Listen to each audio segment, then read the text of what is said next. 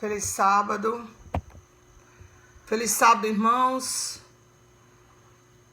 Feliz sábado a todos. Sejam todos bem-vindos. Hoje é dia 19 de julho de 2025. Um lindo sábado do Senhor. Nós estamos nos reunindo mais uma vez para buscar a sua presença. Nós já temos 24 conexões. São 5h31. Vamos dar início ao nosso culto matinal de hoje. Um sábado de adoração, um sábado de serviço para o Senhor, de nós buscarmos as almas perdidas de Israel, de nós irmos atrás daqueles que estão a perecer, mas de manhã vamos nos encontrar e vamos ensaiar a eternidade, vamos conviver na igreja, em família de Deus, né? E vamos adorar o nome do Senhor, amém? Vamos orar, irmãos, para começar esse culto de hoje. Maravilhoso Pai, amorável Deus, Deus do universo, Senhor de tudo e de todos, dono de cada partícula que existe nesse mundo e nesse universo, que sustenta todos os astros, a todos os planetas, com o poder da Tua palavra, e a nós o Senhor coloca o Teu fôlego de vida em nossas narinas, e o Senhor manda o Teu anjo nos acordar todas as manhãs. Louvado seja o Teu nome. Muito obrigada pelo dom da vida, Senhor, das oportunidades que o Senhor multiplica em nossa vida todos os dias, oportunidades de crescimento espiritual, oportunidades, Senhor, de testemunhar por Ti, de sermos Tuas testemunhas em todos os lugares onde estivermos. Muito obrigada pelo Santo Sábado, que é um presente do céu para nós, que o Senhor nos dá para se encontrar conosco, para ficar conosco, para nos separar desse mundo mal, para nos selar. Louvado seja o Teu nome mais uma vez, Senhor, pelo que Tu és. Fica conosco aqui, Senhor. Não passa adiante sem nos abençoar. Desce do céu e fica conosco. Ser adorado pelo Teu povo nesse dia, Senhor. Abençoe tudo que for falado aqui, que seja para o nosso crescimento espiritual, e que o Teu Espírito Santo, Senhor, inscreva no nosso coração a Tua lei. Em nome de Jesus. Amém. Então, irmãos, hoje, sábado 19, nós, na lição da Escola Sabatina, essa linda lição sobre o livro de Êxodo, nós vamos começar a 4ª semana de estudos, com o título As Pragas, né? Nós passamos a semana passada inteira vendo o difícil começo que Moisés e Arão tiveram com aquele povo, né? Porque não era só o faraó que tinha o coração duro, o povo também estava renitente, endurecido, achando o Egito gostoso, se acomodaram na escravidão, como muitas vezes nós nos acomodamos em nossos vícios e dependências desse mundo, e muitas vezes rejeitamos a voz de Deus. Mas essa semana, começando hoje, nós vamos estudar sobre as pragas. E o verso para memorizar é Êxodo 9:35, que diz o seguinte: e assim Faraó, de coração endurecido, não deixou ir os filhos de Israel, como o Senhor tinha dito a Moisés. Então, essa dureza do coração de Faraó é que levou a Deus a derramar aquelas 10 pragas para que o Egito sentisse e respeitasse a Deus, o Senhor de tudo. Aqui tem uma historiazinha, né? Um pouco cruel, né? Que um fazendeiro estava tentando fazer um jumento andar, né? Mamãe, eu nunca andei de jumento, eu nunca andei a cavalo, mas mamãe, que andou muito na infância, disse que jumentos, quando eles empacam, é muito difícil fazê-lo andar, principalmente quando chove. Mãe disse que quando vinha do interior, lá de São Rafael, para a cidade para estudar à noite, vinham de jumento. E quando chovia, quando era a época do inverno que chovia, os jumentos paravam e eles tinham que amarrar o jumento, deixar no lugar e ir a pé, porque o jumento não anda na chuva. E aqui conta a história de um fazendeiro que estava tentando fazer seu jumento andar, e o jumento não andava, e para isso ele teve que bater nele com um pau, né? E aí depois mandou ele andar e o jumento andou.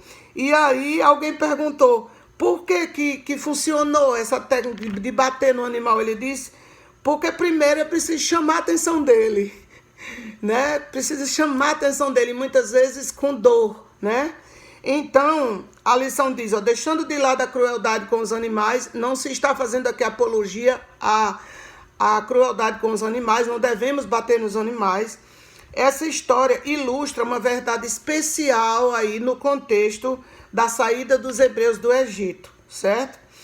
Moisés recebeu as suas ordens de marcha, né? E foi ao faraó com as palavras de Deus, que na linguagem original hebraica era Shalach et Ami, que é deixa o meu povo ir. Deixa o meu povo ir. Só que o faraó não queria permitir que o povo de Deus fosse embora, né? Embora a Bíblia nunca explica explicitamente porque o faraó estava tão relutante, apesar da ameaça militar que os egípcios temiam que os hebreus pudessem representar. Então a Bíblia só fala que os egípcios tinham medo, o rei do Egito, o faraó, tinha medo que por causa do número, que aquele povo estava se tornando numeroso, eles pudessem um dia fazer um levante, fazer uma revolta contra o Egito e tomar o poder do Egito para si. Aí, ao invés de escravos, eles seriam os donos. Então, a Bíblia só registra que os faraós temiam isso e por isso os escravizaram. Mas, muito provavelmente, como costuma acontecer com a escravidão, isso também era uma questão econômica, como ontem foi citado aí, a questão da escravidão no Brasil. Quem ia querer libertar escravos, sendo que a força de trabalho de todo aquele país eram os escravos? Ou seja, sem os escravos, quem ia fazer? Quem ia construir as pirâmides, quem ia construir as cidades-estado lá do Egito, quem ia fazer tudo no Egito? Eles iam ter que pagar pessoas, né? Então, era também uma questão econômica. A força de trabalho do Egito, a força de trabalho barata do Egito, né? Era os escravos, certo? E aí, como os israelitas eram uma fonte de mão de obra barata, o faraó não queria perder essas vantagens econômicas que esses escravos lhe proporcionavam. Assim, ele precisaria de algo mais convincente, o faraó precisava de algo mais convincente, não apenas para chamar sua atenção, mas também para mudar seus pensamentos. Ele precisava entender que quem estava mandando ele liberar o povo era o Deus do universo. Era um Deus que até então ele não conhecia. Era um Deus forte e poderoso que tem todo o poder no céu e na terra. E para isso Deus precisou castigar o Egito todo com as 10 pragas, para que o próprio povo, então, os próprios líderes ali, junto com o faraó, pudessem forçar o faraó a liberar o povo. Por quê? Porque eles, no final das pragas eles perderam tudo. Perderam todas as plantações, né? Perderam todos os animais que morreram com a praga das pedras, do granizo. E, por fim, cada família perdeu seu filho mais velho. Já pensou uma família aí que o marido era o filho mais velho de sua família, morreu, e o filho mais velho daquele casal também morreu? Imagina a desgraça. Então, quando o faraó perdeu seu próprio filho mais velho, então ele sentiu ali, e o povo mesmo disse: manda esse povo embora, porque senão o Egito se acabou, o Egito não tem mais nada. E é tão evidente isso que eles deram suas riquezas para os escravos levarem. Então, irmãos, reflitamos. Será que estamos sendo duros em abrir a porta do nosso coração para Jesus entrar? Será que em alguma área da nossa vida continuamos com a porta fechada? Continuamos endurecidos?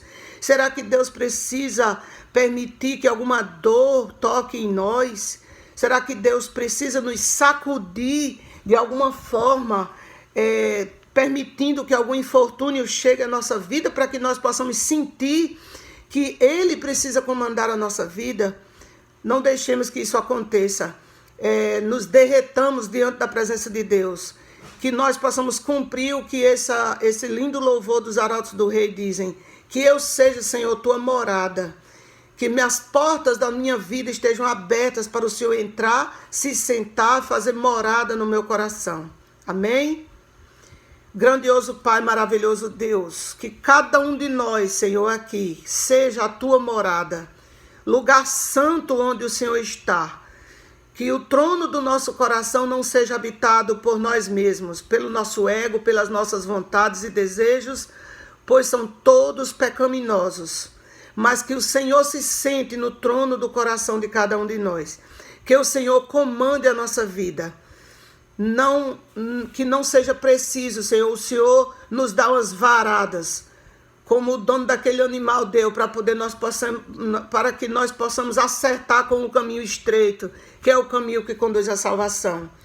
Que possamos, Senhor, dar ouvidos à doce voz do Teu Espírito, como diz lá em Isaías 30, 21, que quando nós queremos desviar-lhe para a direita ou queremos escorregar para a esquerda, nós sempre ouvimos aquela palavra atrás de nós, dizendo, este é o caminho, andem por ele, andai por ele. Então, Senhor, que nós possamos dar ouvido à voz poderosa e silenciosa do Teu Espírito Santo, possamos acertar com o caminho, possamos acertar o nosso passo com o passo de Cristo, possamos pisar nas pegadas que Cristo deixou nesse mundo, para que nós sejamos salvos e possamos influenciar outros à salvação. Permanece conosco, Senhor, cada um de nós nas igrejas que vamos frequentar hoje, que vamos congregar, que vamos Te adorar. Agora, Senhor, unge a irmã Jaqueline, que vai trazer a mensagem profética dessa manhã no livro A Ciência do Bom Viver, para que nós possamos aprender no tim-tim-tim do dia a dia, nos pormenores, como nós devemos glorificar o Teu nome em todas as áreas da nossa vida, inclusive na saúde. Nós Te rogamos essas bênçãos em nome de Jesus. Amém.